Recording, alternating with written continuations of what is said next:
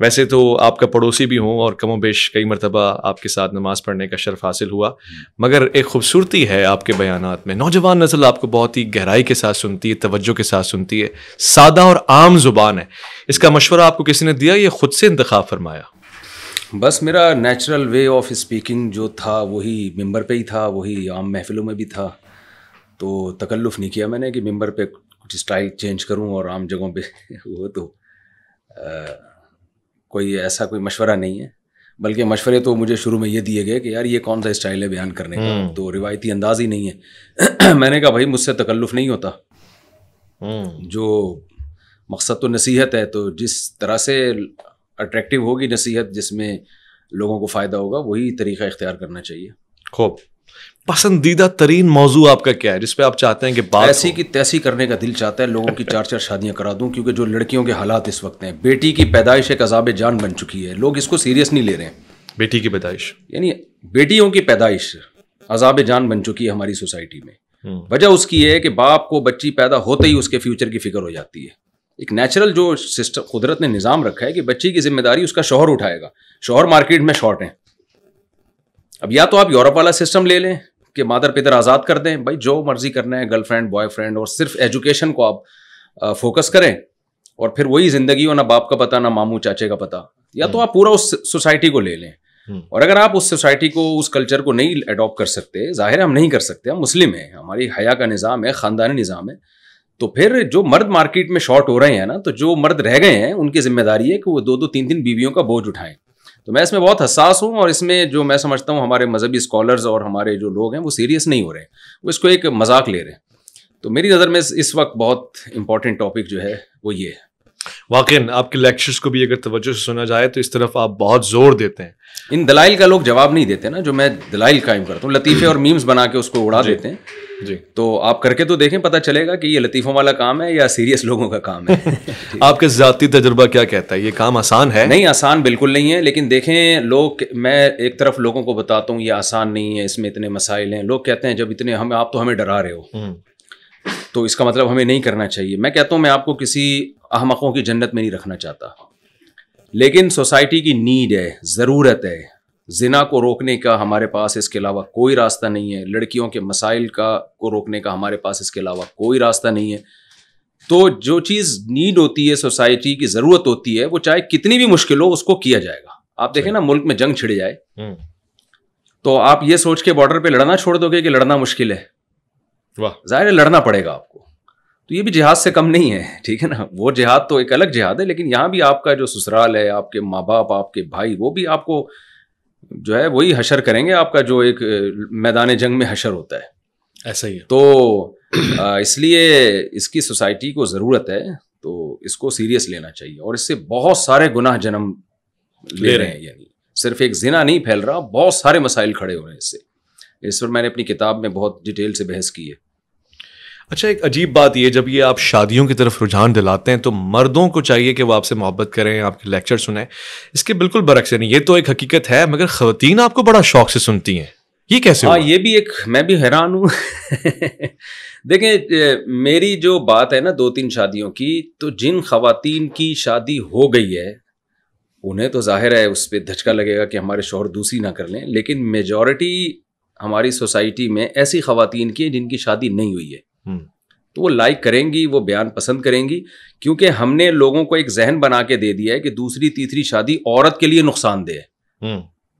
تو اس عورت سے ہم صرف، ہمارے ذہن میں وہ بیوی ہوتی ہے، حالانکہ عورت کے لیے نقصان دہ نہیں ہے، عورت کے لیے فائدہ مند ہے.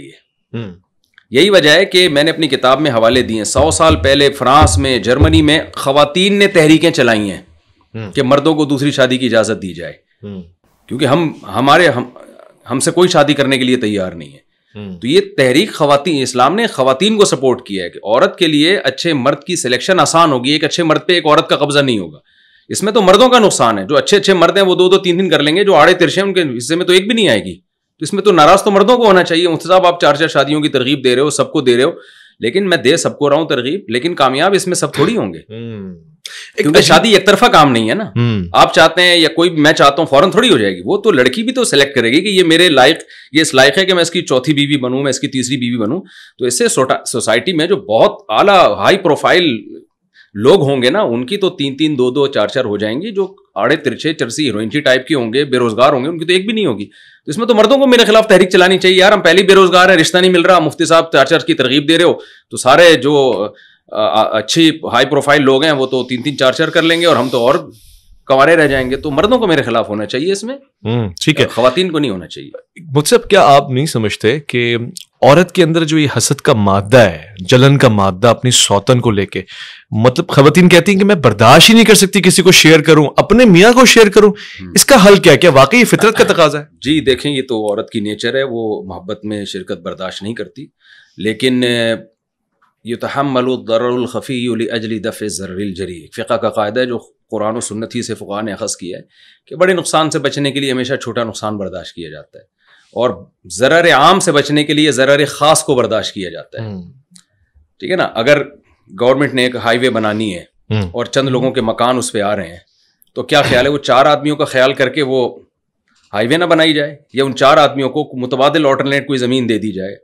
تو یہاں بھی ایسے ہی ہے کہ ایک عورت کا جو اس میں نقصان نظر آ رہا ہے اس کو سوسائٹی دیکھ رہی ہے, لیکن جو 20 عورتوں کا فائدہ ہو رہا ہے وہ نہیں دیکھے جا رہا.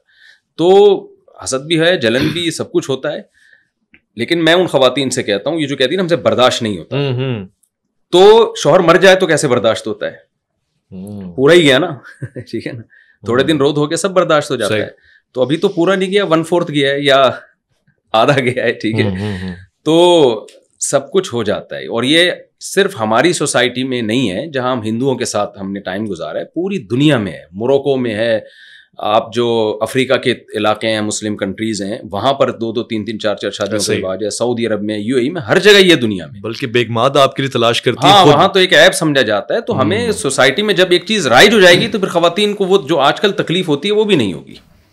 اچھا, جنت کے حوالے سے یہ سوال میرے ذہن میں ابھی آیا اور میں استفادہ کرنا چاہتا ہوں. خواتین کہتی ہیں کہ مردوں کو تو حوریں مل جائیں گی, جنت میں عورتوں کو کیا ملے گا صلہ میں؟ دیکھیں, عورت کی نیچر ہے ہی نہیں کہ وہ ایک سے زیادہ مرد رکھنا چاہے, وہ نیچر ہی نہیں ہے اس کی. یہ بات ہی غلط ہے. عورت کبھی بھی, جو سلیم الفطرت عورت ہے, وہ کبھی بھی نہیں چاہتی کہ اس کے ریلیشن ایک سے زیادہ مردوں سے ہوں. مرد سربراہ ہے, حاکم ہے, حاکم ایک ہی ہوتا ہے. آپ چاہتے ہیں آپ کے 2 صدر ہوں, آپ کے 2 وزیر اعظم ہوں, آرمی چیف 2 ہوں؟ نہیں. ماتحت جو ہے نا وہ جتنے زیادہ ہوں اس میں سربراہ کی عزت ہے, اور سربراہ جتنے زیادہ ہوں ماتحت کی ذلت ہے. تو یہ عورت کی نیچر ہی نہیں ہے کہ اس کا سربراہ جو ہے وہ ایک سے زیادہ ہو. تو اللہ تعالیٰ نے عورت کو عورت کی نیچر کے حساب سے حکام دیے ہیں, مرد کو مرد کی نیچر کے حساب سے حکام دیے ہیں. ہم یہ ساری چیزیں لیتے ہیں یورپ امریکہ سے, انہوں نے تو عورت اور مرد کا فرق ہی مٹا دیا ہے نا. نہیں, حالانکہ دونوں میں فزیکلی ایک فرق ہے. وہ بچہ جنتی ہے, مرد بچہ نہیں جنتا.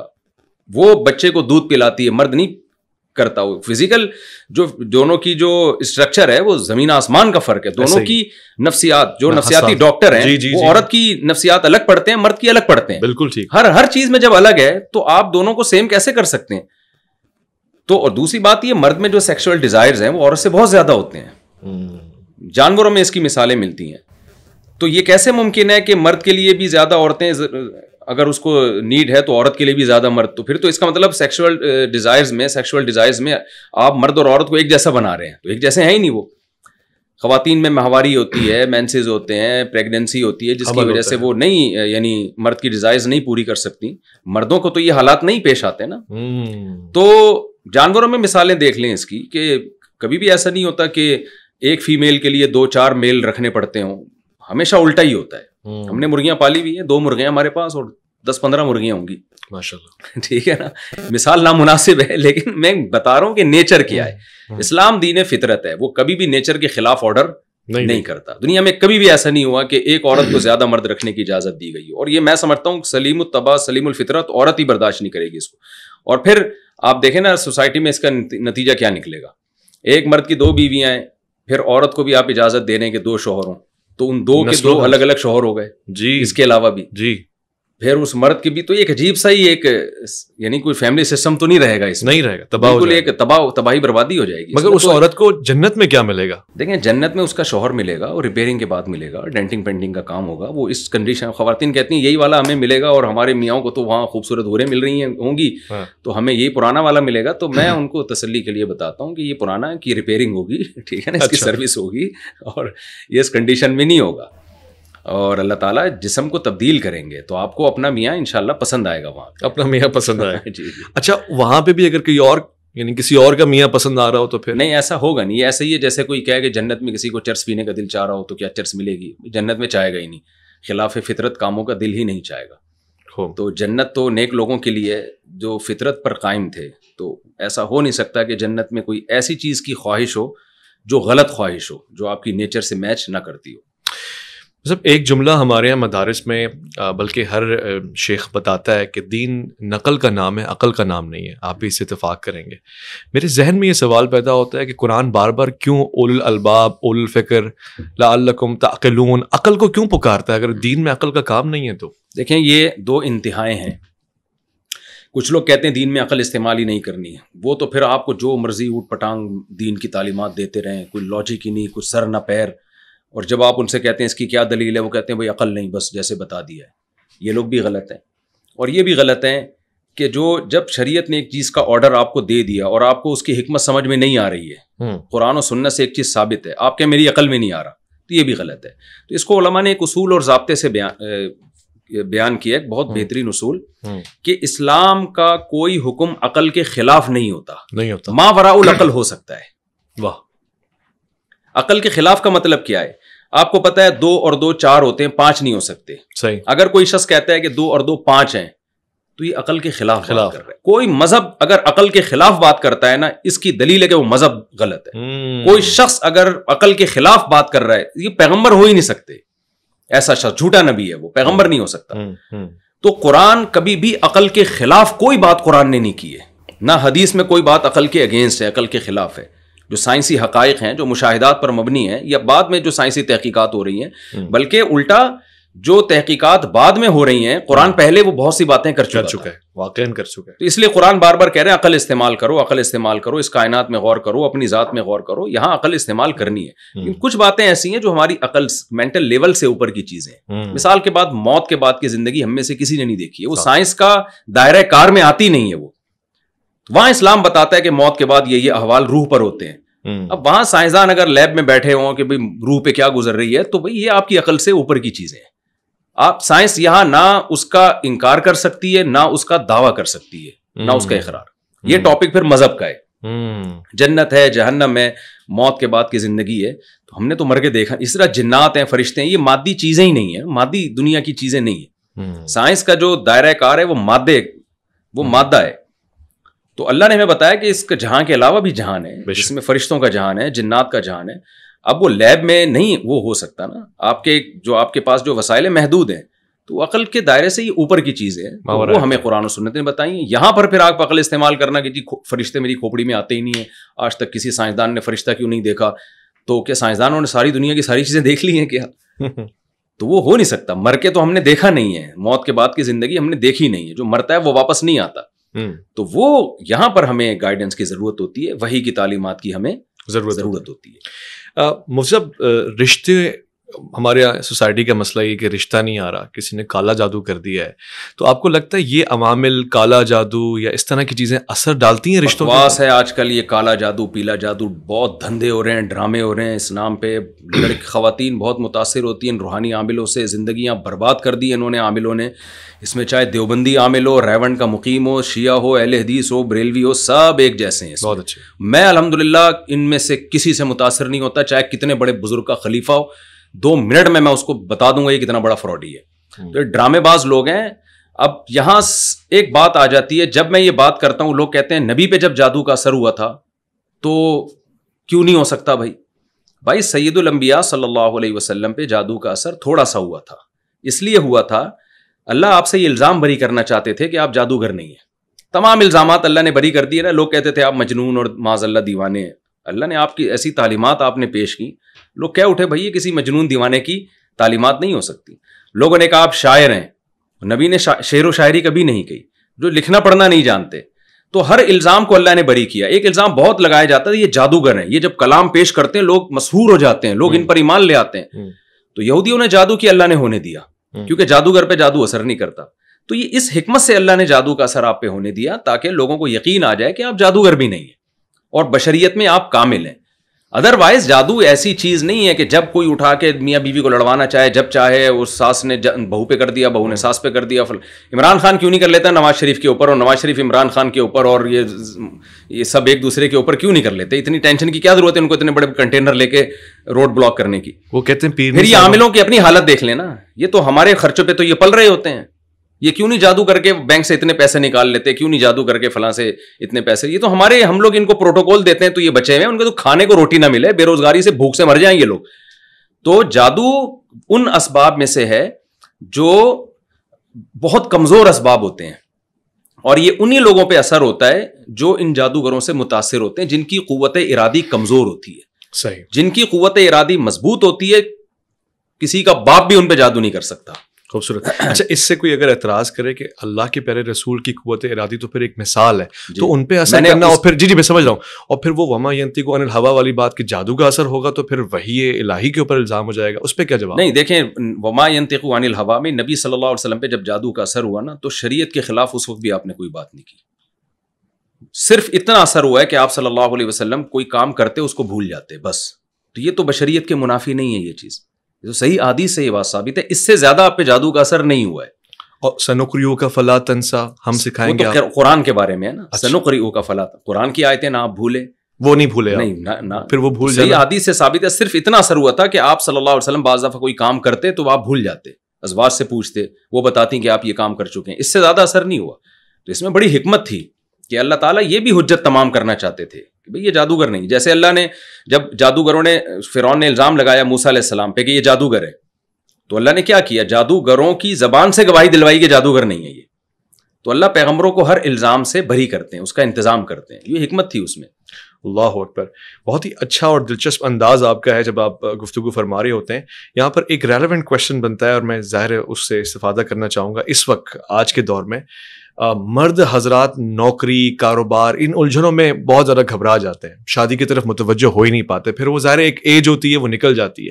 صحیح عمر شادی کی کیا ہے اور صحیح اوقات کیا ہے, یعنی کتنا ہونا چاہیے؟ دیکھیں, اللہ نے اس بات کو سورہ نور میں ہائی لائٹ کیا. اللہ کو پتا تھا کہ لوگ روزگار کے چکر میں شادی نہیں کریں گے, اور نتیجہ یہ نکلے گا کہ جب ان کے پاس بادام کھانے کے لیے دانت تھے تو بادام کے پیسے نہیں ہوں گے, لیکن جب بادام کھانے کے پیسے آئیں گے تو ان کے منہ میں دانت نہیں ہوں گے.